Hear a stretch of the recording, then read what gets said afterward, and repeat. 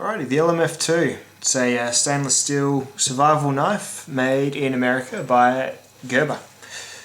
It is a stout, very thick sort of workhorse of a knife that gives sort of a high amount of capability for what is a pretty good price. 120 for this and this amazing sheath, which is probably where the money goes, the extra money, because you can't get past that 420 HC steel that it's made of. That is a budget steel, which probably stops this from being $160, $180 knife. And from my experience today, it probably just means you might have to sharpen it maybe 2 or 3 extra times a year. I know in the world of survival and large, big knives, it's not particularly highly regarded or even widely used anymore, but I took it for a day in the Australian bush and my findings were pretty positive. I used it in pretty typical ways, a couple of atypical ways, just whatever I could find available when I looked around where I was camping by the river. First thing, and probably what I should have done last, because it actually broke one of the other knives, was I hammered it about an inch into the inner and outer bark of like a big gum tree. Not into the wood, of course. It wouldn't have gone into the wood, I don't think. Although the tip's fairly sharp, but yeah, the wood wasn't an issue, it was just the bark. And I smashed it right into some bark, and then I put some weight with my foot on it, so probably about, I was holding myself up on a branch in the tree, so probably about 30 or 40 kilos on that last bit of steel there.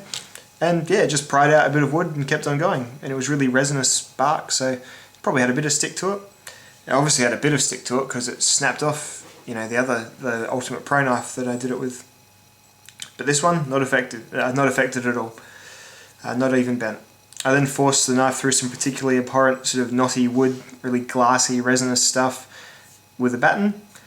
I was worried a bit about the serrations, but they're still really sharp, and I thought they'd be like a weak point in the battening process, that they'd make it more difficult, but as it is with batoning through something, once you've got going, it's more about the sides of the knife and the wedge that they put in, which this one does do, because it's got that flat grind and then another flat grind. So that was good at battening as well. I then had to try it whittling, sort of mainly to test the handle really, so holding on and just forcing downwards against wood. It's more about the comfort of the handle rather than the blade. Using the end of the blade was a bit different, probably not ideal, I know, because you want to have that sort of fine control on here, but it really didn't bother me too much. I mean, I wasn't trying to make a model, unicycle or like a diorama of a carousel. I was just trying to make like a pointy stick and then like a feather stick maybe, and this did that fine. Even when I did get into the serrations, they were cool. Like, it's still part knife, it's still a sharp edge. It probably blunts them a bit quicker if you did it all the time, but yeah, no real issues for what it is. You know, it's not a bushcraft knife, it's not a Mora, but it did fine. I also chopped a little bit. I chopped with all 3 of the survival knives. None of them were particularly good at it because they're knives and not swords or axes, and they're not huge knives either. These are just your 5-inch blade knives. And yeah, this one chopped out of the best, I think, and mainly because of this bottom palm swell here. It does have sort of a bit like when you hold an axe, you can sort of swell your hand, wrap your hands around the bottom swell, and you flick it more than actually swinging it and using your whole arm. So you give it a bit of a flick, and it did chopped fairly well, like chopped branches quite good. So it was fine.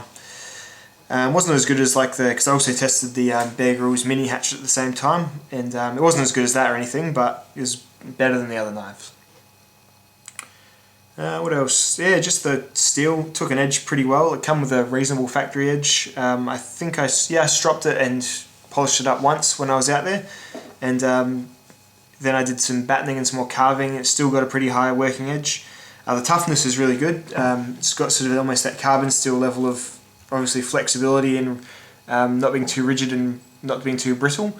Obviously the 9CR, which is the Pro, which will be the next video, that's obviously a bit brittle because it broke. And I mean, my Falkniven was, I guess because it's got, this is my Falkniven F1, which also did the same tests. I think it's probably the soft layers of the 420 steel on each side of this laminated core that saved it as well, because I stuck that in, I stood on it as well, and it was fine. Good toughness. Yeah, probably not as sharp as you'd want, and not as edge holding as you'd want, but I'm happy with sharpening a knife, so I'm not too fussed about that. I didn't tie it to a spear because it's just a tad gimmicky, I think, and I didn't break rocks with the pommel here. Nothing like that. I just used it as a knife. I'm not super keen on all these other functions, although this is quite a capable pommel. What else? Ah, the sheath. The sheath is this exceptional sheath. It's just awesome. I'll put it on actually and just show you the sort of configurations, but it's got this sharpener on it that if you peel off the sheath here, you can then pop the knife in and sort of, you just lie it down and you can pull the knife through. Oh, how does that sound? Yikes. But apparently that's going to keep it, oh yeah, and it does actually make it fairly, here's my notes, let's cut these up. Yeah, that actually made it fairly good just on these couple of passes. It's a rough, craggy carbide sharpener, but that's cool. I guess it's good for a pinch. I wouldn't use it myself, I prefer my stones. But yeah, otherwise it's fine. Anyway, I'll just turn the camera off and pop this knife on and a couple of configs it comes in with all these different webbings and things, the little kit that you get with it. So stand by there. Righto, that is the engaged as a vertical knife with the leg strap included. So it's like a leg strap that has a sort of buckle across it, just plastic but really well made, and sort of this rubbery inside of this strap so it doesn't slide up and down your leg, and it certainly does give you a good, so you can just pull the knife straight out and the sheath doesn't budge at all. So apart from looking like a bit of a psycho, it's actually a really good way of retaining the knife. I'd love those Hedgehog Leatherworks straps that keep apart. What do they call that proprietary stuff they do? But obviously it's proprietary, so Gerber aren't going to do that. You just snap the knife back down. So that is a cool way of carrying it. It sticks right in your leg. As I said, there's not really much getting around hiding the fact that you're carrying a knife, though. It's certainly screaming at the world, behold my knife. So there you go. But that's cool. I'll just fiddle it around and stick it on my leg. Show you that if you're interested.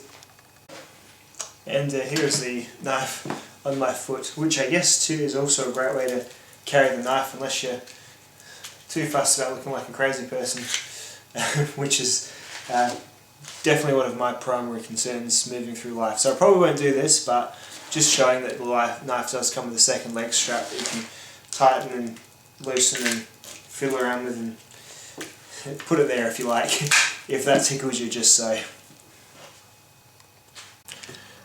So yeah, overall I was really quite surprised and impressed with the LMF.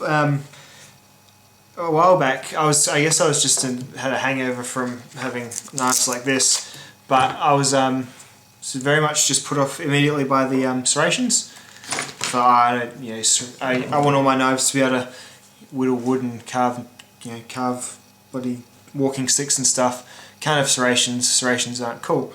But then you pick this up and you see the purpose of it, that it's not just for being even in the bush, it's for being anywhere. It's like a fixed blade that you might need in any sort of situation, like smashing your way out of a car, or perhaps if like you're in some natural disaster or something and it's in your desk drawer or something, or in a first aid kit, or something like that. It's probably far more versatile. And I think we limit ourselves far too often thinking about bush only. And yeah, serrations, they're kind of annoying when you just want to cut something really smooth and nice, but I guess if you had to cut something bloody quick, then unless you're super sure that you keep all your knives shaving sharp all the time, it probably is cool just to have just one serrated knife at least, And yeah, everything else, as I said, feels really stout, kept really sharp, and it's probably one of the more pleasant surprises I've had lately reviewing gear. So again, like the Strong Arm, highly recommend it. And thank you again very much for watching.